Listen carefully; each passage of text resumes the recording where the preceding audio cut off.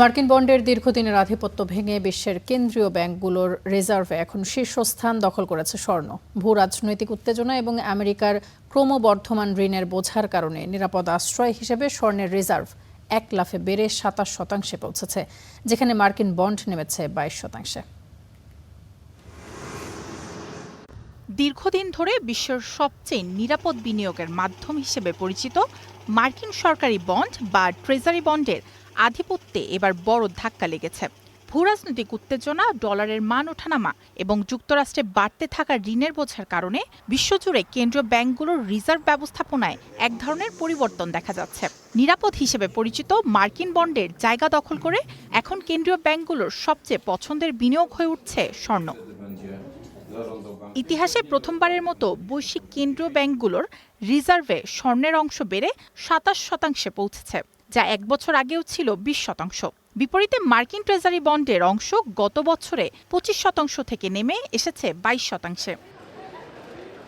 গেল এক বছরে আন্তর্জাতিক বাজারে এক আউন্স স্বর্ণের দাম ৩০%-র ওপরে বেড়েছে, ডলার হিসাব করলে যা $১,০০০-এর ওপরে। ফলে কেন্দ্রীয় ব্যাংকগুলোর হাতে মজুদ থাকা স্বর্ণের মূল্যও অনেক বেড়ে গেছে। তবে শুধু লাভের জন্য নয়, বরং বিশ্বজুড়ে চলমান বাণিজ্য যুদ্ধ, সামরিক সংঘাত ও বিভিন্ন আন্তর্জাতিক নিষেধাজ্ঞার মতো তীব্র ভূরাজনৈতিক ঝুঁকি থেকে নিজেদের অর্থনীতিকে বাঁচাতেই ব্যাংকগুলো স্বর্ণ ধরে রাখতে চাইছে বলে মনে করছেন বিশ্লেষকরা। কারণ স্বর্ণের বাজার মূল্যে কোনো নির্দিষ্ট দেশ বা সরকারের ওপর নির্ভর করে না। অন্যদিকে মার্কিন বন্ডের প্রতি বিনিয়োগকারীদের আগ্রহ কমার পেছনে সবচেয়ে বড় কারণ হয়ে দাঁড়িয়েছে যুক্তরাষ্ট্রের নিজস্ব আর্থিক সংকট।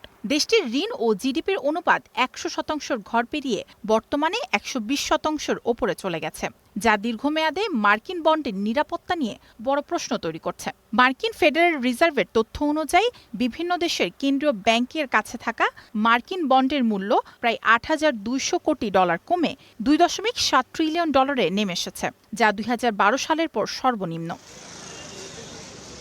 এদিকে ব্লুমবার্গ ইকোনমিক্স দাবি করছে, ভারতের কেন্দ্রীয় ব্যাংক রুপির সুরক্ষায় মাত্র ২ সপ্তাহের ব্যবধানে রিজার্ভ থেকে প্রায় $১২ বিলিয়ন মূল্যের স্বর্ণ বিক্রি করছে।